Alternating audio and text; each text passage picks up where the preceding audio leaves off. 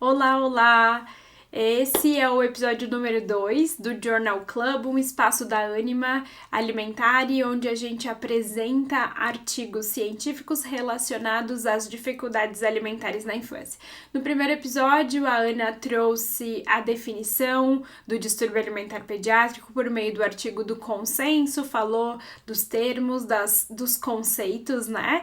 E hoje a gente vai trazer um artigo um pouco mais específico, uma revisão narrativa que traz informações de sinais precoces relacionados à alimentação no transtorno do espectro autista. Esse artigo ele foi publicado em agosto de 2024 e a gente vai apresentar ele. Então a gente começa falando um pouquinho desse resumo, da introdução e quais foram os resultados apresentados. Ao longo de todo a apresentação, para quem está ouvindo, às vezes eu vou falar, tem a figura, tem a tabela, lembrando que no canal do YouTube da Ânima vocês podem ter acesso à apresentação, tá? Num formato de apresentação para poder guiar um pouco essas informações. São bastante dados, né? Às vezes a gente não consegue captar os dados, mas eles vão estar ali na apresentação. Então, se você quiser acessar essa apresentação, basta acessar pelo canal da Ânima, se você estiver ouvindo. Bom, esse é um artigo de revisão onde ele traz informações de que dificuldades alimentares são comuns em crianças com TEA, mas na literatura ainda há pouco conhecimento sobre a relação entre os sinais precoces e o desenvolvimento infantil. Então, essa revisão vai destacar alguns sinais relacionados à alimentação e vai trazer a importância de olhar para esses sinais e associá-los aos marcos do desenvolvimento motor para levantar a necessidade de uma investigação diagnóstica de TEA. Bom, o artigo começa falando então sobre o desenvolvimento neuropsicomotor, como que é um processo complexo que vai ocorrer principalmente na primeira infância e que a primeira infância é o período crucial para o crescimento e maturação do cérebro. Já se sabe que as dificuldades alimentares são comuns em crianças com TEA e que elas podem ter origens comportamentais, origens sensoriais, mas que em alguns casos essas dificuldades elas já se manifestam nos primeiros meses de vida e essas dificuldades elas se sobrepõe aos sintomas do TEA. Essas dificuldades que muitas vezes estão presentes desde os primeiros meses de vida, elas podem servir como sinais de alerta para um diagnóstico precoce de TEA. Por isso que é importante a gente estar atento a esses sinais e reforçar para as equipes, para as escolas, para quem está com as crianças, né, a importância de identificar esses sinais, essas alterações dos hábitos alimentares ao longo do desenvolvimento infantil. Esse artigo de revisão, ele vai investigar, então, características relacionadas à alimentação que já foram publicadas, né, e que podem servir como sinais de alerta para o diagnóstico precoce do transtorno do espectro autista. Bom, sobre a metodologia, como que esse estudo foi feito? Esse estudo ele é uma revisão de escopo. Uma revisão de escopo é uma revisão que é mais exploratória, ela é voltada para oferecer uma visão geral de uma área, de um campo de estudo. As bases que foram consultadas, então Medline, PsychoInfo, Web of Science, ele é uma revisão que não é sistemática, ela inclui estudos originais, mas também inclui relatos de caso. E todos os artigos, todos os estudos que apresentaram informações relacionadas às manifestações de fome e saciedade durante o desenvolvimento infantil foram incluídos e, além disso, as referências dos artigos incluídos também foram verificados. Foi delimitado, né, idioma e período, datas de publicação, e a coleta e análise dos dados, ela foi feita por meio de reuniões para discussões e extrações de dados de uma forma consistente. Quais informações que foram coletadas? Então, tamanho da amostra do estudo, idade que compreendeu o estudo, sexo, aspectos metodológicos e quais foram os principais achados. A partir disso, foi feita uma extração desses dados, que foi realizada de uma forma independente por todos os autores, e uma análise crítica do tema com discussão dos pontos relevantes. Além disso, uma consulta a stakeholder. O que significa isso? Buscar a opinião ou o conselho de uma pessoa ou de um grupo específico que tenha interesse nesse tema ou que esteja envolvido nesse assunto, porque isso ajuda a fornecer mais insights e melhorar essa revisão.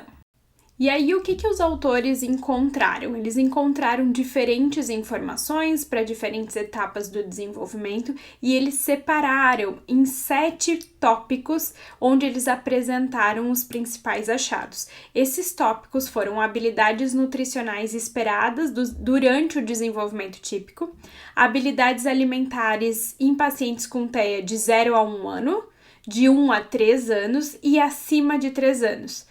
Eles também pesquisaram e tiveram achados relacionados a autismo, hormônios e regulação do apetite e saciedade pelo cérebro, influência familiar na nutrição das crianças e trouxeram uma análise de algumas séries, alguns relatos de caso. Bom, a gente vai falar agora de cada um desses tópicos, desses resultados que os autores encontraram.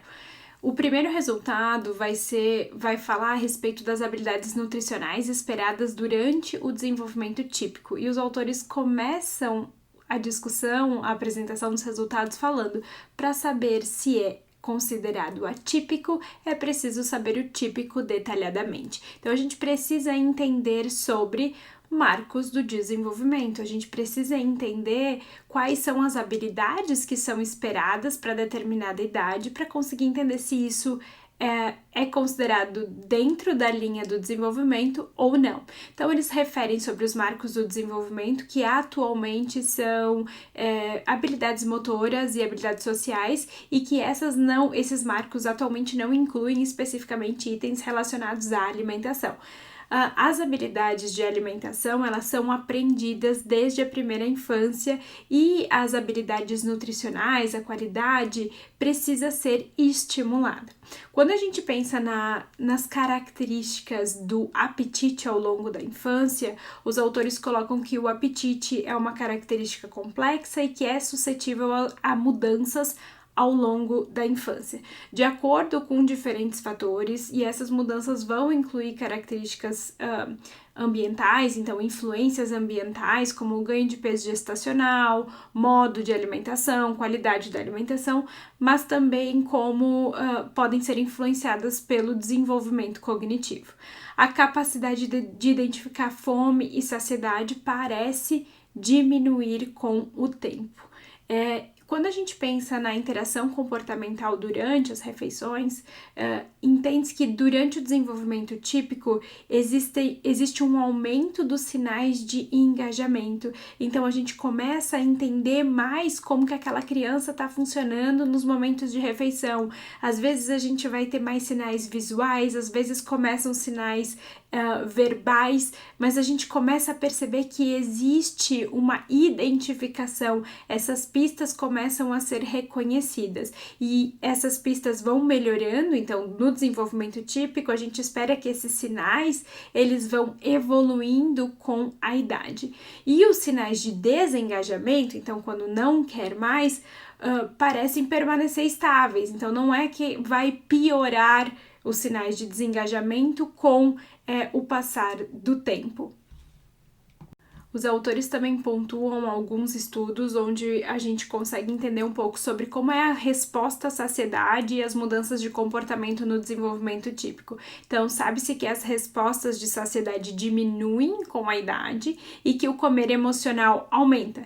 E aí, uma alimentação com uma característica mais seletiva vai crescer até os 6 anos e depois disso pode acontecer um declínio dessa seletividade.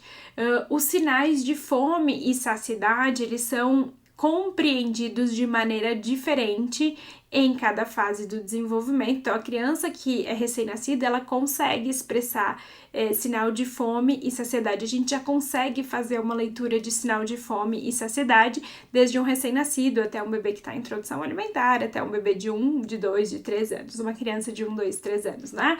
Então, de 3 a 6 meses, o que a gente espera? A gente espera que essa criança busque o seio materno, que essa criança busque a mamadeira, então que tenha uma abertura oral ampla, que tenha uma abertura da boquinha para fazer essa busca, né?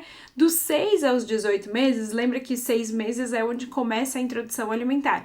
Espera-se que o bebê tenha uma busca ativa por comida. E aí, quais seriam os sinais de saciedade, né? Um bebê de 3 meses, ele vai ter uma diminuição na atividade, ele vai ter uma diminuição no tônus muscular, ele vai ser o bebê que começa a relaxar ou que descansa. Então, a gente vê ele mamou, tá descansado, ele tá saciado. Às vezes ele tira o rostinho porque ele já mamou o suficiente. Quando a gente pensa num bebê de 6 meses ou mais, que ele tá interagindo já com os alimentos, já tá na fase do sólido, a gente começa a perceber que o interesse pelo alimento muda também. Então, ele começa a brincar com a comida, empurra o prato, começa a apresentar expressões mais negativas, que podem me dizer, ok, esse bebê não quer mais. Então, isso é identificar a saciedade, esses sinais de fome, eu quero comer, e de saciedade, estou satisfeito. Em relação à recusa alimentar e variedade limitada dentro dos estudos com desenvolvimento típico, foram observadas frequentemente questões relacionadas à recusa devido a aspectos fisiológicos e também influências sociais, e que 1/3 das crianças com características seletivas ou de recusa melhoram antes dos 6 anos, mas que 5% mantém essa característica associada a outros problemas do desenvolvimento.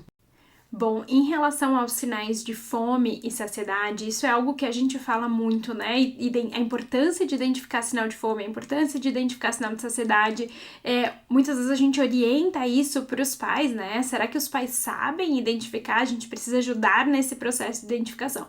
Nesse estudo, nesse artigo, os autores apresentam uma tabela e eles separam por idade, então 3 meses ou menos, de 3 a 6 meses, de 6 a 9 meses, de 9 a 12 meses, de 1 a 2 anos e de 3 anos. E aí eles separam sinais de fome e saciedade, o que seriam sinais de fome e saciedade para essas idades, e o que seriam sinais de alerta relacionados às questões alimentares. Então, vou dar um exemplo aqui para vocês. Por exemplo, um bebê, eu comentei antes, né, do bebê que está em introdução alimentar. Ele é apresentado um alimento. Eu espero que nessa idade, dos 6 aos 9 meses, esse bebê ele esteja engajado, ele esteja curioso, ele queira explorar o que está na frente dele. E isso é o que eu espero.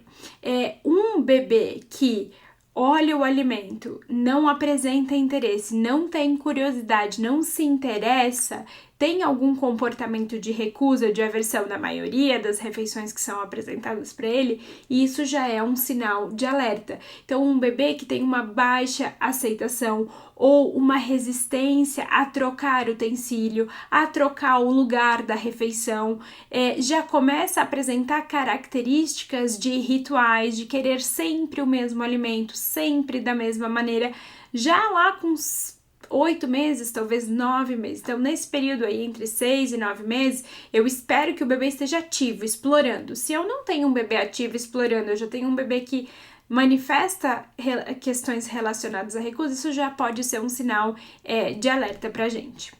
Bom, quando a gente tem aí um marcador de entender, né, o que é esperado para a idade e o que não é esperado para a idade, a gente já está falando de uma observação de um processo avaliativo. E aí os autores apresentam uma tabela com uma série de questionários e protocolos que vão avaliar as dificuldades alimentares ou as dificuldades relacionadas à alimentação em diferentes idades. No entanto, poucos desses protocolos, desses instrumentos, são específicos para a população com autismo. Porque, entre tantas especificações para esse grupo de pacientes, os questionários voltados para as crianças com desenvolvimento típico frequentemente não vão dar conta de refletir corretamente as dificuldades alimentares ou essas demandas específicas da população. Mas aqui vocês vão encontrar, para quem está ouvindo, vocês vão encontrar a descrição de todos os instrumentos disponíveis e qual que é o propósito de cada um desses instrumentos. A gente falou até agora sobre as habilidades de alimentação em crianças com desenvolvimento típico. Agora a gente vai entrar nos resultados específicos da população de TEA. Inicialmente, a gente vai ter os resultados de 0 a 1 ano, depois a gente vai falar de 1 a 3 e depois mais do que 3. Então, vou falar para vocês agora especificamente quais foram os achados relacionados à população TEA de 0 a 1 ano. Foram encontrados déficits, foi relatado, foram descritos déficits de habilidades motoras orais que alteram funções essenciais, então como mastigação, deglutição, problemas motores, como ausência ou baixíssimo reflexo de sucção, hipotonia. Isso são sinais que podem sugerir já alterações como o transtorno do espectro autista. Em relação à amamentação, também foram relatadas descritas dificuldades, então sabe-se que crianças com TEA são menos propensas a serem amamentadas exclusivamente ou parcialmente, e 47% das mães de um determinado estudo relataram dificuldade em relação à amamentação, comparado a 20% de mães de crianças com desenvolvimento típico. Outro fator nesse período de idade é o atraso na introdução de alimentos sólidos, então a dificuldade na introdução alimentar. As crianças com transtorno do espectro autista apresentam uma introdução alimentar tardia e existem relatos de intolerância a texturas específicas, uma maior dificuldade na introdução de novos alimentos e um menor tempo de amamentação durante o primeiro ano de vida. Quando a gente pensa nas questões de processamento sensorial já nessa fase pequenininha, os estudos apresentam prevalência dessas dificuldades nas crianças com TEA, afetando significativamente a relação, o comportamento alimentar. Então, esse atraso nos sólidos devido a questões sensoriais, relutância em experimentar novas texturas, são sinais comuns que estão relacionados já à população, a pacientes com TEA e que já podem apresentar esses sinais nas primeiros contatos com a alimentação, nos primeiros momentos de refeição. Vamos lembrar que a alimentação é uma habilidade aprendida. Então, o estudo vai trazer lá na frente, a gente vai falar, eu vou reforçar lá de novo, mas para você que está ouvindo, não é porque a criança apresenta uma resistência, uma dificuldade que ela tenha, ok? Isso pode ser um sinal precoce, pode indicar que precisa de mais avaliação, tá? Então, só para deixar claro.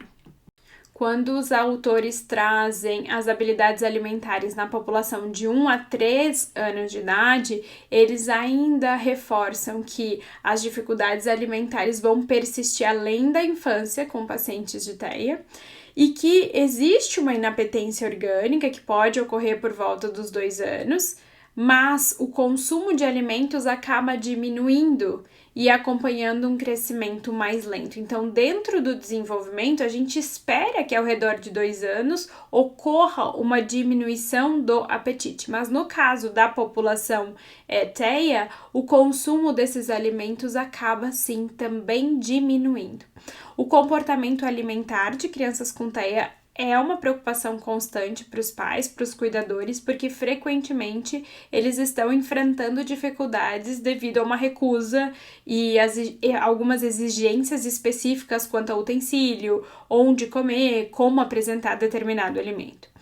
Estudos retrospectivos indicam que com o avanço da idade aumentam as preocupações dos pais, mas aí eles apresentam um dado muito interessante, que 25% das preocupações ocorrem na primeira semana de vida, 37% no primeiro ano de vida, 50% entre o primeiro e o segundo ano de vida e 70% entre 2 e 3 anos de idade.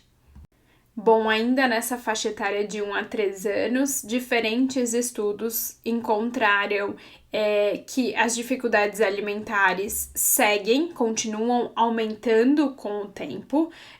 Encontraram também achados relacionados ao tempo de transição para diferentes utensílios. Então, crianças com TEA demoram mais tempo para transitar para o uso de copos ou para o uso de garfos, se comparado com crianças dentro do desenvolvimento típico.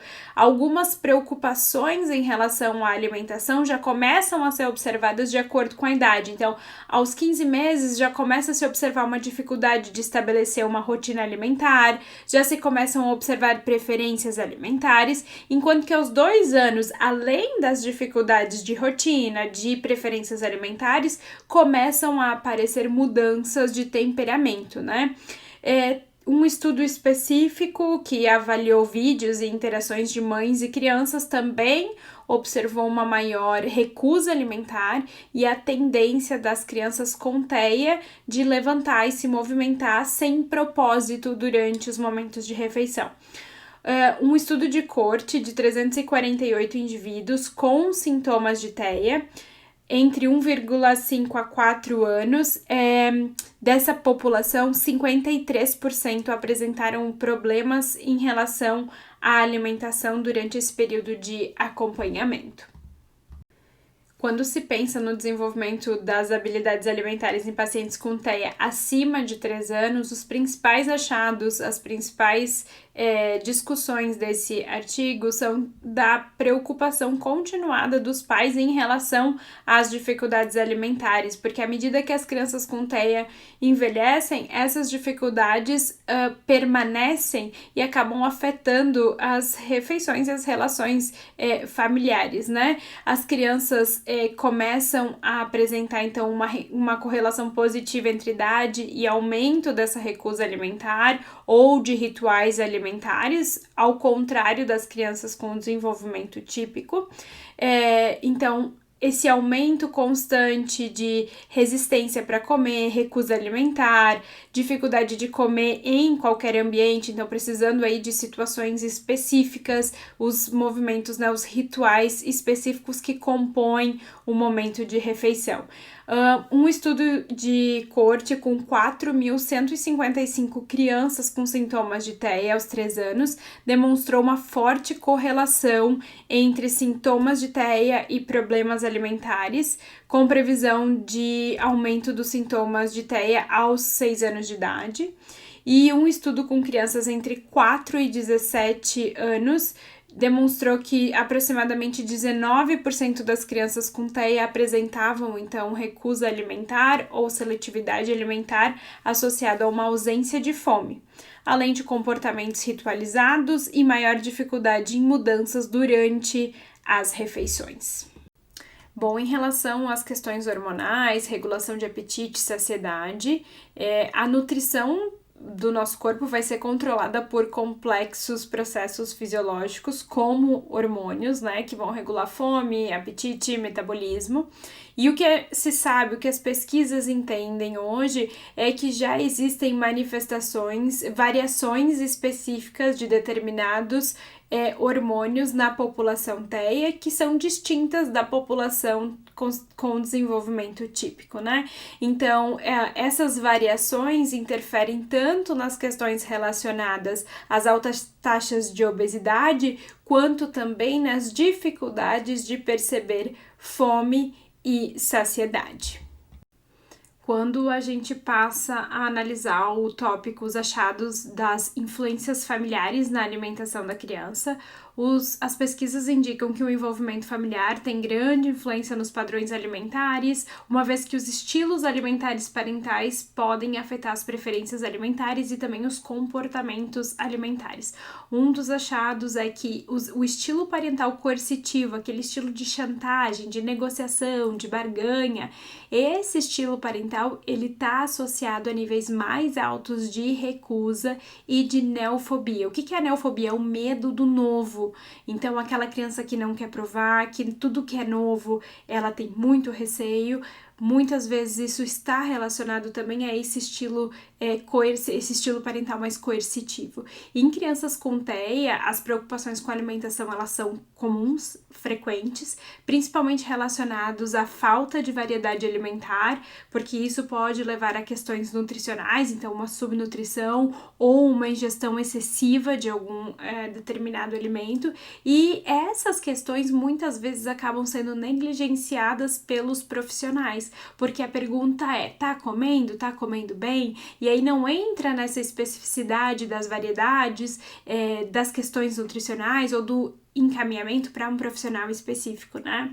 Então, outro fator relacionado às questões, às influências familiares, um estudo específico trouxe que a ansiedade e as estratégias maternas durante as refeições podem influenciar o comportamento alimentar de crianças com TEA, contribuindo para a persistência dos problemas alimentares, e que uma avaliação completa da alimentação é essencial, considerando todos os aspectos biológicos, comportamentais, para recomendar uma intervenção adequada para o paciente e para a família. É o que a gente falou antes em relação à avaliação, né? A gente pode ter muitos instrumentos, a gente vai usar diferentes instrumentos, mas é importante que a gente olhe para essa criança, olhe para essa família, entenda como esse contexto está funcionando, para que a gente possa extrair aí os dados para uma intervenção eficaz. Mas ao final do artigo, os autores então ilustram, eles trazem uma análise de alguns relatos e séries de casos. E eles destacam que os relatos de caso, eles não são considerados estudos científicos com metodologias de padrão ouro. Porque esses estudos eles não têm grupo de controle, o que acaba limitando uma generalização dos resultados, mas os casos eles podem trazer especificidades que vão descrever características incomuns numa população maior de pacientes. Então, muitas vezes a gente se depara dentro da prática com um caso muito peculiar, e aí a gente vai buscar na literatura e a gente não tem estudos robustos com aquela informação, mas encontra estudos ou séries de caso com características semelhantes. Então, eles são muito importantes também para a gente entender sobre essas manifestações. Então, eles apresentam 3 casos. O primeiro caso é um caso de uma menina que recebeu o diagnóstico de TEA, ela apresentou uma seletividade alimentar severa, atingiu marcos motores normalmente, mas aos 12 meses teve uma regressão, perdeu a linguagem. Antes disso, ela demonstrava muita curiosidade por alimentos, aceitava novos alimentos até os 10 meses. E aos 15 meses, ela passou a recusar todos os alimentos e então iniciou uma terapia aos 20 meses, sem progressos significativos. Então, aos 28 meses, a dieta dela estava restrita a somente 10 alimentos, com predominância de leite materno, e as formas de comportamento, de reação, eram muitos gritos, muito choro, muita raiva, e chegava a engasgar e vomitar, tentando comer algo novo. Então, esse é um dos casos que eles apresentam. Os outros 2 casos, um é de casos prospectivos, então foi feito o acompanhamento de 5 crianças desde os 6 meses até o diagnóstico de TEA de 36, que foi dado aos 36 meses, e durante esse período foram encontradas questões relacionadas à alimentação e essas questões foram descritas nos casos. E a outra série que foi apresentada foi a série de casos relatando introdução de alimentos sólidos. Então, relatou especificamente 4 crianças diagnosticadas com TEA sem problemas médicos associados e todas estavam enfrentando desafios na transição do desmame para os alimentos sólidos. E aí, discorre sobre as características dessa etapa específica. Os autores propõem uma figura pensando já nessa divisão de faixa etária que eles já apresentaram inicialmente, então 3 meses ou menos, de 3 a 6 meses, de 6 a 9 meses, de 9 a 12 meses, de 1 a 2 anos e 3 anos. E aí eles colocam um exemplo dos marcos de alimentação, então o que eu espero para aquela faixa etária, e um exemplo dos sinais precoces que podem estar relacionados à alimentação. Então, Por exemplo, um bebê de 3 meses ou menos, o que eu espero? Que ele abra a boca, que ele procure pelo seio materno, que ele procure pela mamadeira. O que pode ser considerado um sinal precoce relacionado à alimentação? Uma ausência ou um baixo reflexo de sucção. Dos 3 aos 6 meses, eu espero que o bebê leve as mãos até a boca. O que pode ser considerado um sinal precoce relacionado à alimentação? Um déficit em fazer a abertura oral nesse momento de antecipação à alimentação. Dos 6 aos 9 meses, eu espero que a criança esteja disponível, curiosa, engajada no processo de conhecer experimentar novos alimentos. O que pode ser um sinal precoce relacionado à alimentação? A dificuldade de introduzir sólidos. Dos 9 aos 12 meses, eu espero que a criança já comece a ter habilidades, a desenvolver habilidades para o uso de utensílios, como colher, como garfo. O que pode ser um sinal precoce relacionado à alimentação? Uma dificuldade motora fina. Entre 1 e 2 anos, a gente espera que a criança comece a combinar palavras e gestos para expressar o desejo de comer.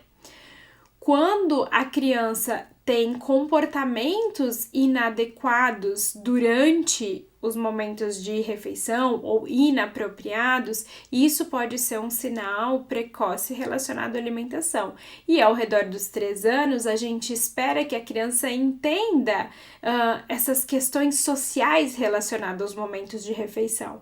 E quando a criança tem uma dificuldade de comer, de se alimentar em ambientes que não são o que ela está acostumada ou em situações que não são o que ela está acostumada, isso também pode ser um sinal precoce relacionado à alimentação. Bom, o que esse estudo concluiu? A importância de entender sobre os marcos do desenvolvimento. É importante fazer um monitoramento dos aspectos sociais, dos aspectos motores, dos aspectos cognitivos no desenvolvimento infantil. Trouxe que a alimentação, embora muitas vezes vista como instintiva, é uma habilidade aprendida. Então, precisa estar olhando para o desenvolvimento dessa habilidade associada aos marcos do desenvolvimento. Quando se pensa em sinal de fome e saciedade, eles podem ser classificados conforme a idade, eles podem mudar, variar de acordo com a idade e são importantes para a gente detectar um desenvolvimento alimentar atípico e ajudar na construção de hábitos alimentares adequados. As dificuldades alimentares nas crianças com TEA apresentam uma alta porcentagem e esses sinais já podem se apresentar no primeiro ano de vida. O que são sinais de alerta para pais e cuidadores? Os sintomas alimentares eles não estão nos critérios diagnósticos de TEA, mas eles podem servir como um alerta precoce. A manifestação desses sintomas não indica necessariamente o desenvolvimento de TEA. Isso significa que não é porque a criança apresenta esse sinal que ela vai ter TEA, mas isso pode ser um indicativo para buscar uma avaliação especializada e receber o tratamento, a orientação adequada. Qual a relevância da gente saber sobre esses sinais precoces enquanto profissionais da saúde? Principalmente para que a gente possa estar alerta e monitorar os pacientes mais de perto. Então, dar mais atenção às questões alimentares, esses sinais, essas manifestações e monitorar o desenvolvimento associado aos marcos do desenvolvimento. E o acompanhamento próximo desses sinais vai auxiliar no diagnóstico e na intervenção precoce. E o que eles sugerem de direções para as pesquisas futuras, que mais estudos prospectivos sejam realizados para expandir os achados dessa pesquisa e que o desenvolvimento de ferramentas específicas para avaliar os sinais alimentares de forma mais profunda sejam desenvolvidos. Obrigada por ter ficado até aqui, e se você quiser discutir mais profundamente alguns artigos, se você quiser entender como que a interpretação desses artigos auxilia dentro da tua prática clínica, a gente convida vocês a conhecerem o grupo de estudos. A gente tem um grupo Ânima Alimentar e tem um grupo de estudos em dificuldades alimentares na infância.